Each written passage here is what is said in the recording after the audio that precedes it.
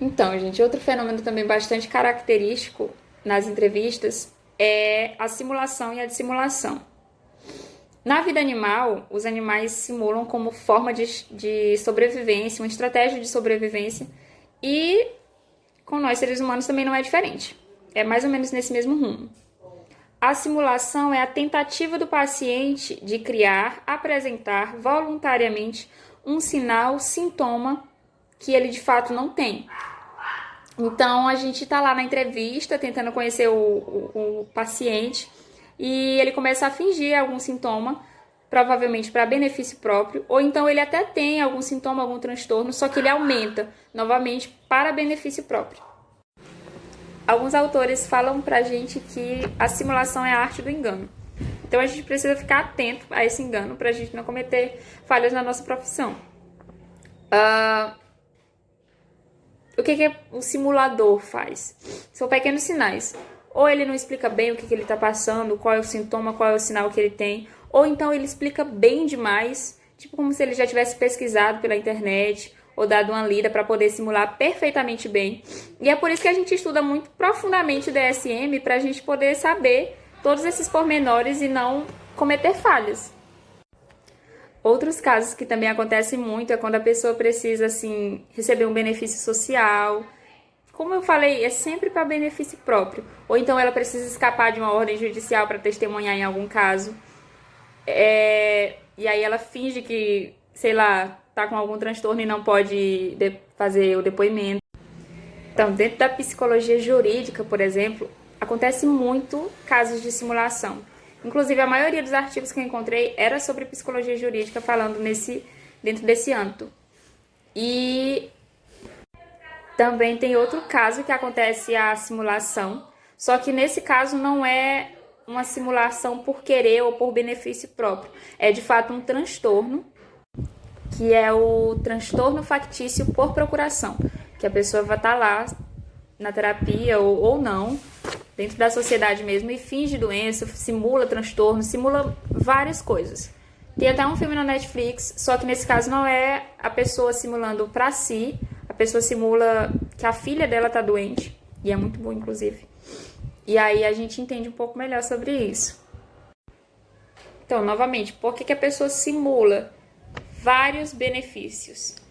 Ou de natureza financeira, ou então a redução de uma pena, ou então para conseguir um remedinho ali que a pessoa, né, tem várias coisas, ou então para ser internada porque ela tá sofrendo ameaça lá de fora. Milhões de cenários a gente pode ter a simulação. E dentro das pesquisas feitas, a literatura fala que um desses cenários pode ser o aumento de informações soltas na internet sobre a psicologia. Que hoje em dia, se a gente colocar na internet, a gente pesquisa, a gente consegue descobrir cada transtornozinho, qual é o sintoma, o que a gente pode fingir, o que não. E é por isso, novamente, que a gente precisa estudar o DSM muito bem, pra gente não cair nesse erro. E, gente, é muito importante a gente conhecer a história individual do sujeito, porque a simulação ela pode estar associada a incentivos externos ou relacionada à vida passada, como um emprego irregular que ele teve ou a ausência excessiva nesse trabalho. E aí a gente começa a associar por que a pessoa está simulando. Então, a partir do momento que a gente faz uma boa anamnese e começa a entrevista de um ponto certo, a gente consegue captar esses pequenos sinais. Mesmo sendo um pouco difícil, a gente consegue captar. E aí a gente chega finalmente na dissimulação, que é onde o paciente esconde ou nega sintomas ou sinais que ele tem ou doenças de fato que ele tem, transtornos. E aí, por que a pessoa faz isso? Na maioria dos casos é porque não quer ser internado ou por vergonha do estereótipo que a doença traz consigo, ou porque aqui dentro ela mesma não aceita aquela doença, então ela vai dissimular.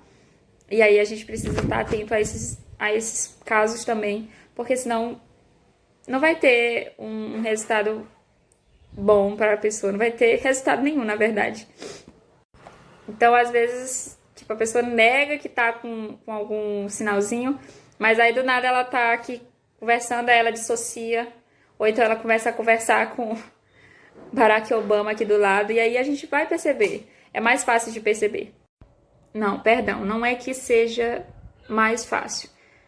Nada é fácil, mas a gente consegue desenrolar um pouco melhor, dependendo do transtorno também, porque tem alguns que são pequenos sinais de fato e que a gente realmente precisa estar atento ali para poder captar. E é isso, gente. Muito obrigada pela atenção até aqui. A gente vai continuar a discussão no Meet e eu espero participação ativa de vocês.